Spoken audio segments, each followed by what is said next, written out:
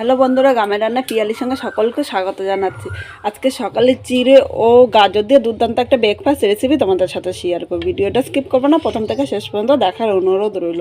এখানে আমি 500 গ্রাম চিড়ে নিয়েছি, আর ব্রেকফাস্টটা করার জন্য পাতলা চিড়া নেবে। এই দেখো, চিড়াটা কিন্তু একদম পাতলা, কারণ এই চিড়াটা কিন্তু তাড়াতাড়ি নরম হয়ে যায়। এবার চলো, এই চিড়াটা আমি একটা বাটির মধ্যে নিয়ে নেব। বাটি আমি সুজি নিয়েছি, আর একবার দেখলে খুব সহজেই করে নিতে পারবে। এইভাবে করলে বাড়ির ছোট থেকে বড় সবাই কিন্তু খুব পছন্দ করবে। এখানে স্বাদ অনুযায়ী লবণ নিলাম। চিড়ে ও সুজিটা নিয়েছে সেই বাটির মাপে আমি 1 বাটি দুধ নিয়েছি। দুধের পরিবর্তে এই জায়গায় তোমরা কিন্তু জল দিয়েও ব্যবহার করতে পারো। এখানে দুধটা উষ্ণ গরম নিয়েছে, খুব বেশি গরম নেবে না। আর চিড়েটা একটু, যেই চিড়েটা পাতলা হয় সেই চিড়েটা দিলে কিন্তু বেশি ভালো হবে। এবার দুধের সাথে সব কিছু আমি এভাবে নেড়ে চেড়ে মিশিয়ে নিয়েছি। এখানে আমি 1 বাটি দিয়েছি। এখানে দেখো, চিড়েটা কিন্তু আরেকটু দুধ লাগবে। এই দুধে কিন্তু চিড়েটা ফুলে ডবল হবে, তার জন্য আমি আরও সামান্য একটু দুধ নেবো। এই জায়গায় প্রথম আমি 1 বাটি নিয়েছি, এরপরে আমি হাফ বাটি নিলাম। মানে এখানে 1.5 বাটি চিড়ে সুজির জন্য আমি 1.5 বাটি কিন্তু দুধ নিয়েছি। এবার দুধটা এর সাথে এভাবে নেড়ে চেড়ে মিশিয়ে নিলাম। এবার এইভাবে আমি 5 মিনিট ভিজিয়ে রাখবো, তাহলে চিড়েটা কিন্তু ফুলে যাবে।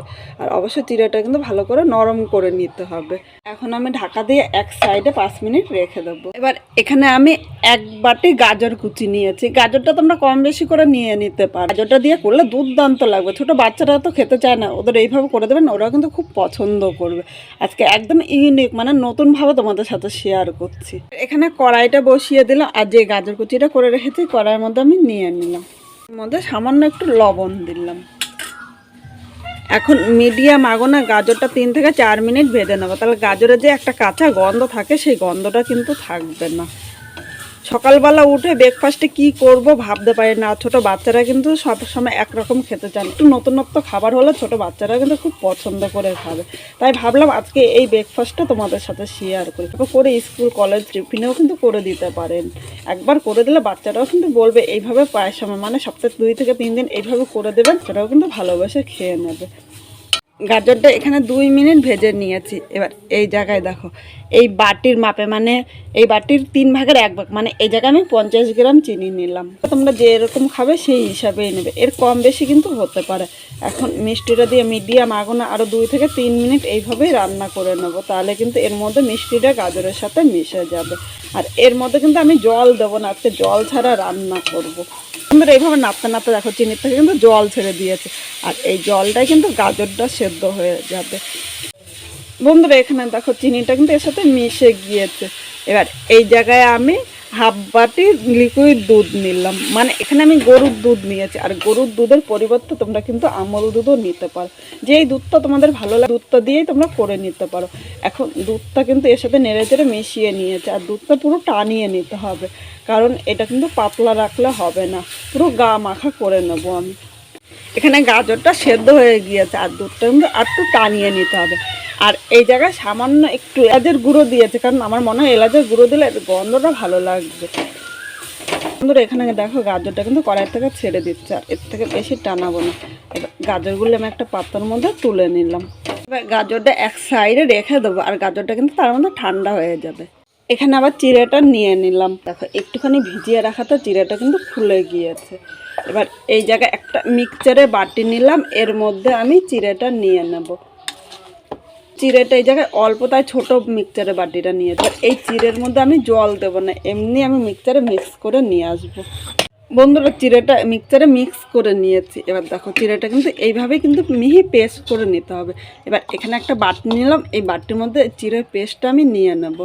এটার মধ্যে কিন্তু অনেকটাই চিড়ে লেগে আছে, তাই বাটিটার মধ্যে সামান্য একটু জল নিয়ে নেব।